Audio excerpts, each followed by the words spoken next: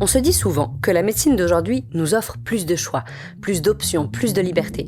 Mais quand on se lance dans le diagnostic prénatal, est-ce qu'on choisit vraiment ? Est-ce que ça ne ressemble pas parfois à une injonction déguisée ?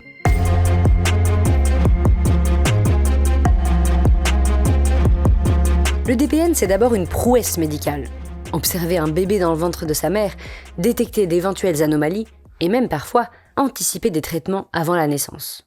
Jusque-là, rien à redire. C'est utile, c'est précieux, ça sauve des vies. Mais ce qui était au départ une aide est progressivement devenu un passage quasi obligé. Aujourd'hui, 85% des femmes enceintes réalisent un DPN en France. Pas parce qu'on soupçonne une anomalie, mais parce que c'est devenu la norme. Refuser le DPN, c'est étrange, c'est suspect. Ça inquiète même parfois les médecins.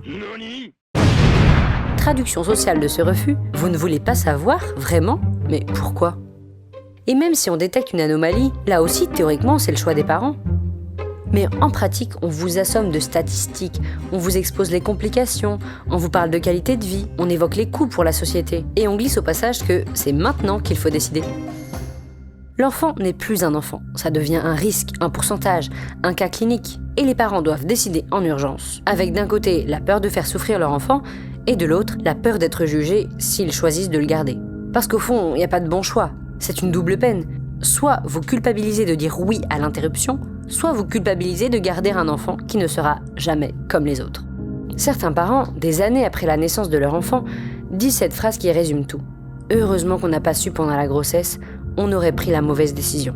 Ça veut dire quoi ? Que le savoir parfois, ça enferme. Que l'information médicale peut réduire un enfant à sa pathologie avant même qu'il existe. Qu'on s'aveugle en ne voyant plus un bébé mais une liste de risques. Et quand toute la société regarde cette future vie à travers le prisme du diagnostic, peut-on encore vraiment parler de choix ? Parce que soyons clairs, le regard des médecins, les lacunes du système social, la pression économique, l'angoisse des proches, la peur du handicap, tout ça pèse dans la balance. On dit choix, mais c'est un choix sans alternative acceptable socialement.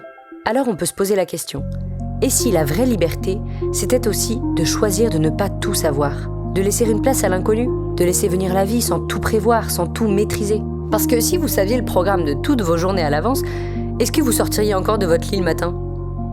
Mais surtout, si on faisait le choix de ne pas enfermer un être humain dans un diagnostic avant même qu'il ait ouvert les yeux.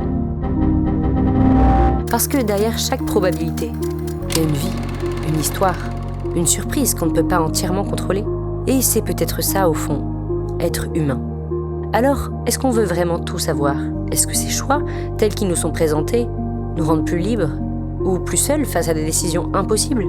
La médecine nous donne des outils, mais la façon dont on les utilise, c'est un choix collectif. Donnez-nous votre avis en commentaire et abonnez-vous si vous voulez continuer à décrypter avec nous ces grands dilemmes bioéthiques qu'on n'a pas toujours envie de regarder en face.